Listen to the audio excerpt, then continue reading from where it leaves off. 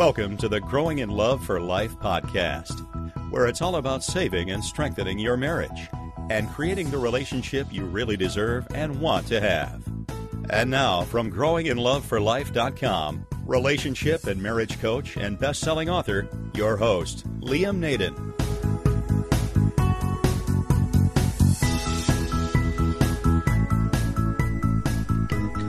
Hi everyone, it's Liam Naden here with episode 41 of the Growing in Love for Life podcast. And today I want to start with a statement that is probably the most important thing you could ever realize about your marriage.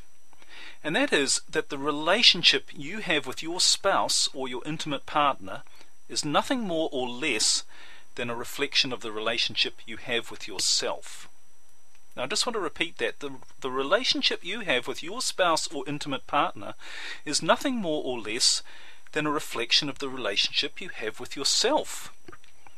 Now this is a very powerful truth, and it's well worth spending some time to really think about it. And the more you think about this, the more you realize that it is true. And it's also worth taking the time to answer another question, which is, what do I really think about me?